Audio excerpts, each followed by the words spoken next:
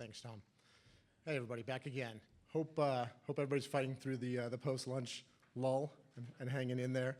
Our next keynote has joined us from her very busy morning, which she may or may not wish to talk about. Jeanette Manfra is the Assistant Secretary for the Office of Cybersecurity and Communications, National Protection and Programs Directorate for the U.S. Department of Homeland Security.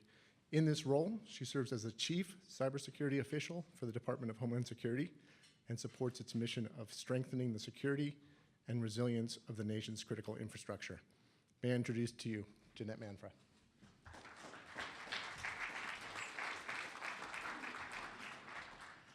Thank you, Chris, for that kind introduction.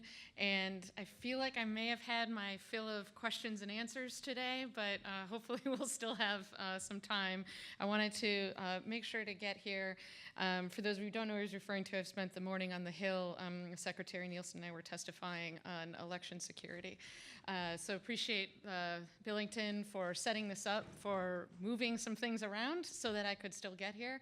And importantly, both Congress and you all have decided not to make this a snow day, and so I really appreciate those of you that braved the interesting DC spring weather to come and participate in this really important summit and in the topic of international cybersecurity.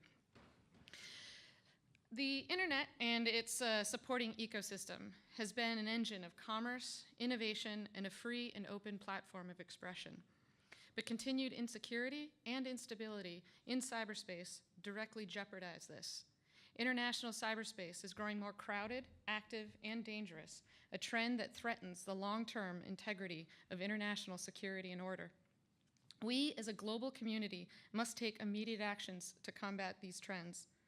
As many of you know, DHS is responsible for protecting our nation's federal civilian networks and collaborating with other federal agencies, our state and local governments, as well as the private sector to defend against cyber threats. This will continue to be our core priority. Ensuring the security, availability, and continuity of federal networks helps ensure the full functioning of government services in times of calm and in times of crisis, a cornerstone of Homeland Security and a critical component to U.S. support of allies and international partners. But our efforts cannot end there. Threats in cyberspace, as we all know, are not bound by national borders. Our networks and the critical infrastructure they support are integrated into a global cyber ecosystem. This reality makes our usually domestic mission inherently international. Multinational firms, talent, goods, and services are perpetually in motion and transcending national boundaries. We must begin to think in terms of global digital public health, where the decisions that each of us makes has the potential to affect us all. Simply put, cybersecurity cannot and must not end at national borders. Our risk transcends them, and so must we. In this environment, DHS engages with partners and allies internationally in support of our domestic cybersecurity mission and to help strengthen the resilience of the global cyber environment upon which we all rely. First, we partner with key allies to enhance operational coordination and information sharing among national computer security incident response teams to help protect critical networks, in part by raising awareness of cyber threats and sharing cybersecurity best practices. Second, we support efforts to build international capacity to address cyber risks.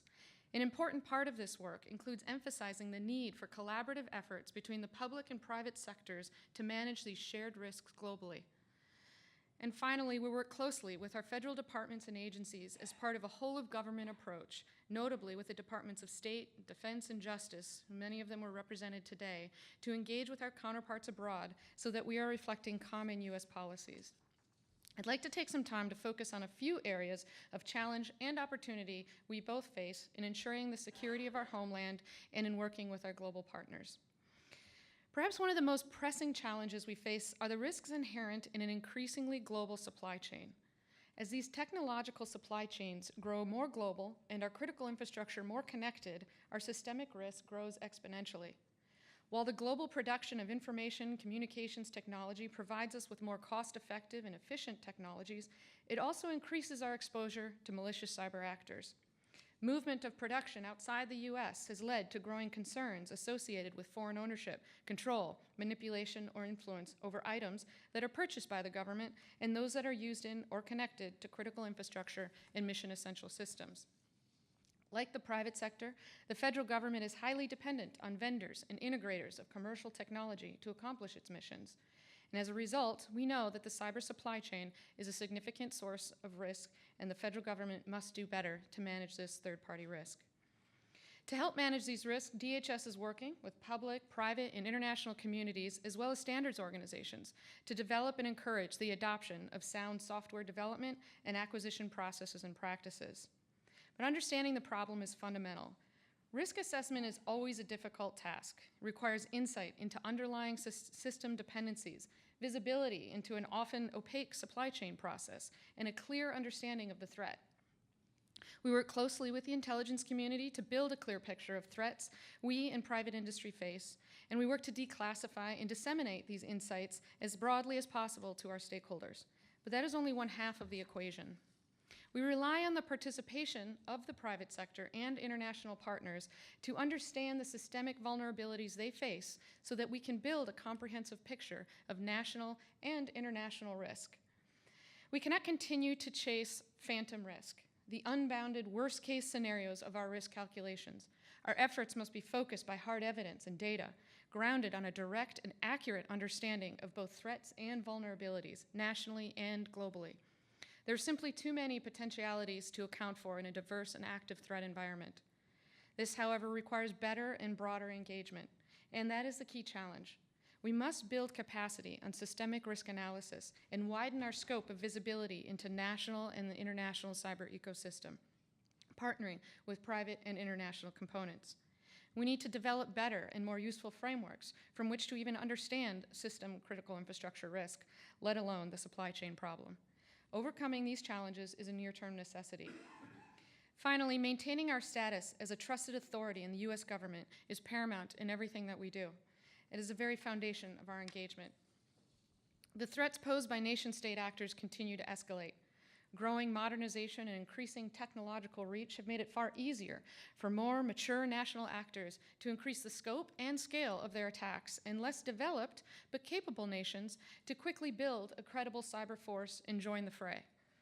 In the face of U.S. strength, our most capable adversaries have stepped up efforts to conduct gray zone operations in cyberspace to achieve objectives in areas where they are unable or unwilling to compete normally. The U.S. is not alone in being affected by these attacks. Election interference, intellectual property theft, critical infrastructure disruption, indiscriminate targeting and attack, and cyber-enabled theft are each examples we have seen in recent years, and they are growing in frequency and scale. Failure to forcefully respond to these behaviors, which are unacceptable and destabilizing, runs the risk of setting a normative precedent that they can be conducted with impunity and emboldens adversaries to escalate their efforts, including closer to undefined red lines. As nations continue to develop and build cyber capabilities of their own, failure to respond threatens long-term security. In an environment that is increasingly crowded and volatile, we must move from a notion of traditional deterrence applied to cyberspace to one where we are shaping the strategic threat environment, molding it towards systemic security and, more importantly, long-term stability. This objective is by necessity an international endeavor with multiple lines of effort. The U.S. government has worked with domestic partners, such as law enforcement and international partners, to publicly attribute malicious cyber activity. Efforts to address these activities in a collaborative manner include our response to NotPetya, WannaCry, and recent activities targeting U.S. critical infrastructure sectors. Attribution and, quote, naming and shaming of those responsible for unacceptable behavior in cyberspace is key, as long as it is followed by concrete action. While it appeals to our sense of justice to call out perpetrators by name, it provides little incentive to change behavior if we are not imposing additional cost. To this end, last Thursday, our department issued a joint technical alert in collaboration with the FBI, providing information on a multi-stage intrusion campaign by Russian government cyber actors who targeted U.S. government entities as well as multiple U.S. critical infrastructure sectors, including the energy, nuclear, commercial facilities, water, aviation, and critical manufacturing. This effort to attribute was paired with financial sanctions, indemnifying this behavior and calling it out as unacceptable and irresponsible.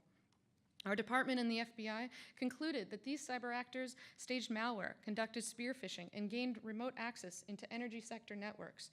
After obtaining access, these cyber actors conducted network reconnaissance, moved laterally, and collected information pertaining to industrial control systems.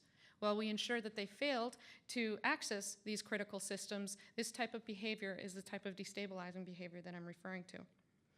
By sharing this information with our partners and the public, we hope to enable network defenders to identify and reduce exposure to malicious cyber activity carried out by Russian, North Korean, and other actors. Perhaps more importantly, by pairing them with cost imposition, we hope to send a clear message that unacceptable and irresponsible behavior in cyberspace will not be tolerated. We know that we cannot secure our homeland alone. Cybersecurity is a shared responsibility. We all play a part in keeping the internet safe. I want to close with information sharing. We've talked about it a lot today, and we've talked about it a lot previously. Information sharing is a mechanism to achieve much of what we're talking about. It's a mechanism to get to more automated defenses, and it's a mechanism to get to a better understanding of what the threat is doing. And it's a priority if we are going to secure the public health of our digital ecosystem. Identifying a threat vector in one area potentially allows us to inoculate defenders against it in all areas, but only if we are fully leveraging information sharing at scale and speed that cyberspace enables. As we work with our partners at home and abroad on information sharing and capacity building, we also seek to share information quickly and accurately. To that end, more than 200 organizations are connected to our automated indicator sharing server, including 11 international partners. Setting interoperability and common standards for threat information sharing, however, is key. We cannot let easily surmountable barriers prevent our ability to be agile and responsive in responding to the threat. Our AIS program, for example, utilizes Styx taxi protocols, which is a cyber threat intelligence exchange effort launched in 2012 and now governed by OASIS, a not-for-profit international standards development organization. We continue to support OASIS in its effort to accelerate the adoption of Styx and taxi and improve upon it as a global standard. Earlier this year, the European Union made the very important decision to identify these standards for use in public procurements as their standard as well. The power of industry-coordinated and internationally developed standards is significant, and we need to continue to leverage those. In addition to our operational coordination and information sharing efforts, my office seeks to make cyberspace and our cyber infrastructure more resilient by participating in a range of internet policy fora, whether that is the International Telecommunications Union, the World Summit on the Information Society, and the Internet Governance Forum, among others. It is through efforts like these that we seek to raise the collective security of our global cyber ecosystem. We make it way too easy for attackers when we operate independently. Our adversaries are not distinguishing among us, so neither should we. Continued focus in this area can be a rallying point for building up collective defenses, and I am encouraged by our efforts to date. That being said, ahead of us lie some great challenges, but I believe it offers us even greater opportunities. We have made great progress over the past several years, largely due to robust partnerships and engagements across the international spectrum, and our continued collaboration will be key to our success going forward. Thank you so much for the opportunity to address you all here today, and I do look forward to continuing to work with you.